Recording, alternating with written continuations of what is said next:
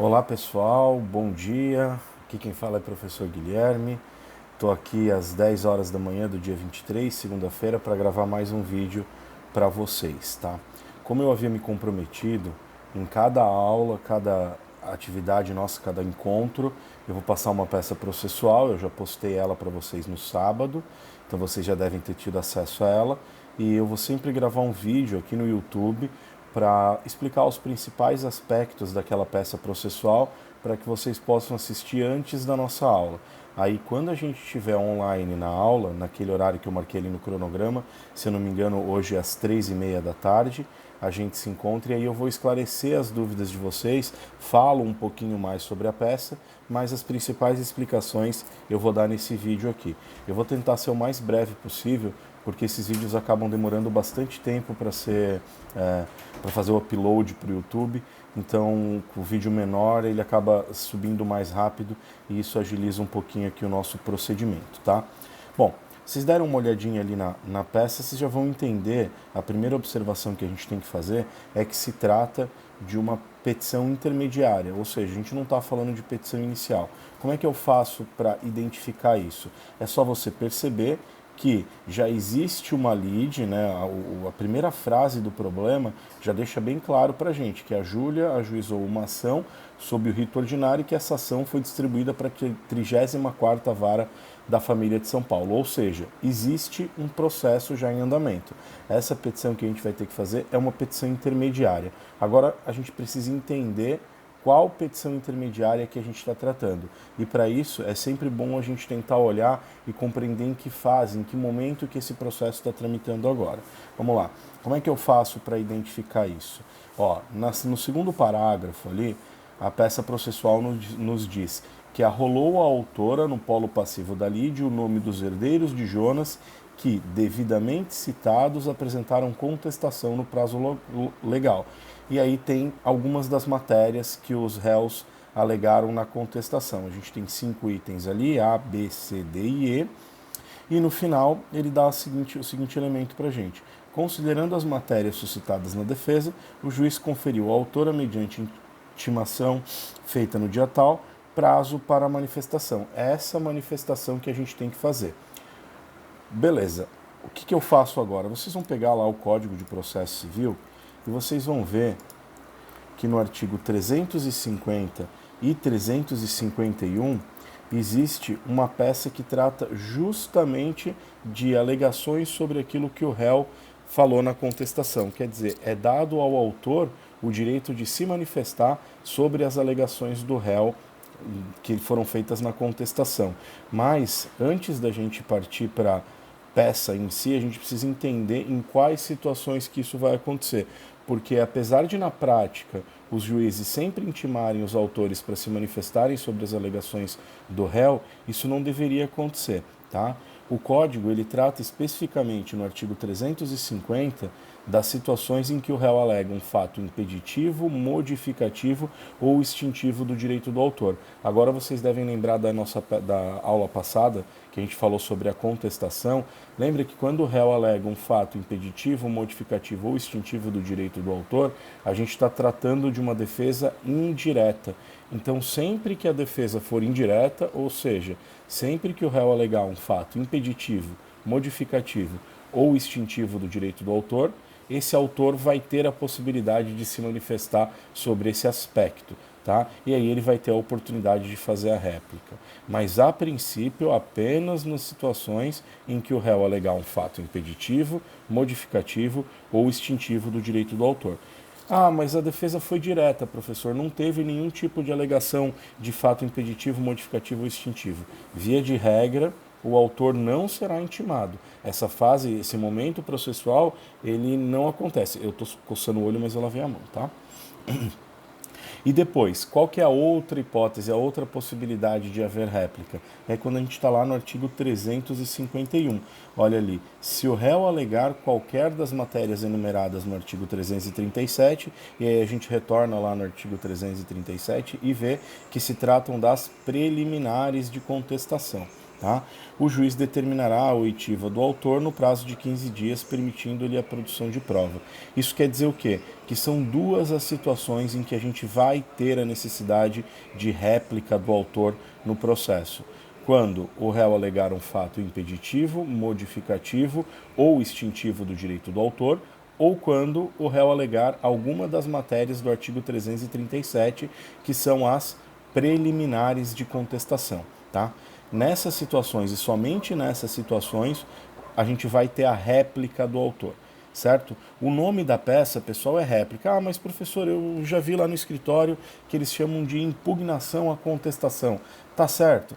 Tá certo. Vocês vão ver ali no artigo 350 e 351 que a lei não trata de nome específico para essa peça. Então pode chamar de impugnação, pode chamar de manifestação sobre a contestação, mas eu recomendo vocês, isso acabou convencionado aí, a maioria das pessoas tratam como réplica, certo? Então a peça que nós vamos fazer hoje é uma réplica. E o que a gente precisa fazer nessa réplica aqui? Olhando lá para o problema, a gente precisa identificar quais daquelas matérias que estão alegadas ali são de fato preliminares, certo? E aí a gente vai ver, na primeira hipótese, impossibilidade jurídica do pedido, porque Jonas, apesar de não viver mais com sua esposa havia 20 anos, ainda era casado com ela. E, portanto, por ser casado, ele não poderia ver declarada essa união estável, né? Uma pessoa que é casada, ela não pode ter união estável.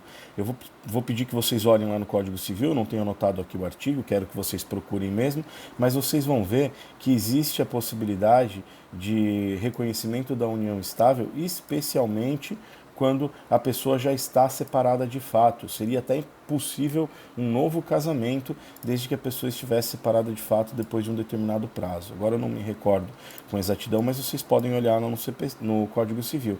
A ideia aqui, pessoal, eu lembro, não é resolver o problema para vocês, é orientá-los, tá? Por isso que eu não vou ficar procurando, não separei todos os artigos prontos aqui para vocês.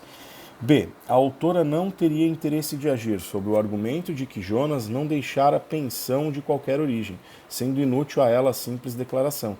Aqui, se vocês olharem lá no início do CPC, se não me falha a memória, perto do artigo 15, 14, alguma coisa assim, vocês vão ver que o interesse do autor ele pode se limitar somente à declaração da inexistência inexistência ou do modo de ser de uma determinada relação jurídica. Então, a ação declaratória, ainda que ela não tenha uma finalidade econômica ou não tenha uma outra finalidade mais profunda, ela é permitida e existe sim interesse de agir. Tem que fundamentar nesse artigo aí, tá? C. O pedido encontraria óbice na coisa julgada, porque numa ação anterior, uma ação possessória, já foi o julgamento dela desfavorável, dizendo que a fundamentação desse julgamento de ação possessória desfavorável foi que não haveria uma união estável entre a Júlia e o Jonas. Aí a gente vai ter que prestar um pouquinho de atenção e ir lá no artigo que trata da coisa julgada no Código de Processo Civil. Vocês vão ver que nunca vai fazer coisa julgada os fundamentos de uma sentença. Quer dizer, a forma como o juiz fundamentou a decisão dele não faz coisa julgada. Afinal, na ação possessória não se estava discutindo a existência ou inexistência de uma união estável entre as partes. Estava se discutindo o direito à posse daquele determinado imóvel, certo? Apesar do juiz ter utilizado a inexistência, no entendimento dele, da união estável como fundamento, isso não faz coisa julgada e isso não impede o ajuizamento de um processo para tratar especificamente desse ponto. Tá? Lembro a vocês que só faz coisa julgada o dispositivo da sentença, aquela parte final, ok? D. Haveria litispendência. O que é litispendência? Qual é a diferença de litispendência e coisa julgada? Coisa julgada a gente trata de dois processos idênticos, quando um deles já transitou em julgado. E a litispendência ela acontece quando existem dois processos idênticos, mas um deles ainda não transitou em julgado. Então o argumento ali é de que haveria litispendência porque já existe na primeira vara de órfãos uma ação de inventário. E essa matéria da união estável deveria ser discutida naquele processo. Por que não faz sentido essa litispendência? Porque são ações claramente diferentes, que têm ritos diferentes. Lembra vocês que a ação de inventário é uma das ações de rito específico, está lá no 539 para frente, né? Não no 539 especificamente, mas para frente do artigo 540 do Código de Processo Civil, onde a gente passa a tratar especificamente dos procedimentos especiais. Então, jamais haveria possibilidade de ser reconhecida essa litispendência, porque os processos não são idênticos, os pedidos não são iguais. No mérito, os réus aduziram que Jonas era um homem dado a vários relacionamentos e, apesar de ter convivido com a autora sob o mesmo teto, tinha uma namorada em cidade vizinha, com a qual se encontrava regularmente no período da tarde, uma vez por semana no período da tarde. Então eles estão dizendo que essa união estável, supostamente a vida entre a Júlia e o Jonas, ela não deve ser reconhecida porque ele não preenche os requisitos. Nesse caso, a gente tem que ir lá no Código Civil, nos artigos que tratam especificamente da união estável e verificar o que eu preciso para ter reconhecido a união estável. Não precisa ser uma união pública, duradoura, com o intuito de constituir família e tal. Então a gente vai utilizar daí esses argumentos para rebater esse ponto aqui. Tá? A estrutura da réplica é muito parecida com a estrutura da contestação, mas ao invés de eu tratar da síntese da petição inicial, eu vou fazer uma síntese da contestação. Então os fatos da minha petição, eles vão ser basicamente uma repetição, uma síntese, um resumo daquilo que foi alegado na contestação. Então vocês podem pegar esses 5 itens aqui e resumir nessa parte dos fatos que eu chamo de síntese da contestação. E depois a gente vai para os fundamentos jurídicos para rebater cada um desses itens aqui, desses pontos, mais ou menos da forma como eu expliquei nesse vídeo. E nos pedidos, naturalmente, gente, o pedido vai ser o afastamento das preliminares que foram alegadas, porque elas, se reconhecidas, resultariam na improcedência do pedido, algumas, né? E depois peço o afastamento das preliminares e depois peço o quê? A procedência dos pedidos que foram formulados lá na petição inicial. Tá bom? Ainda existe mais um detalhezinho aqui, que é a questão da data da petição. Então tomem cuidado com relação à contagem do prazo e se tiverem dúvidas eu vou fazer uma nova explicação na web conferência das 3h30, eu explico para vocês um pouquinho melhor como é que funciona a contagem de prazo e discorro um pouquinho mais sobre essa situação aqui. Mas lembro, por favor, participem da webconferência. Quem tiver disponível aí às 3h30, participe, vai ser às 3h30, perdão. Participe, vai ser bem importante. Eu quero ter esse contato mais próximo com vocês, tá? Nesse exato momento, assim que esse vídeo subir no YouTube, eu vou fazer um aviso lá, lembrando vocês do horário da nossa webconferência e nos encontramos em breve, certo? Não esqueçam de deixar as dúvidas de vocês ali no mural de interação para que eu já possa fazer mais ou menos um roteiro da nossa web. Um abraço e até mais.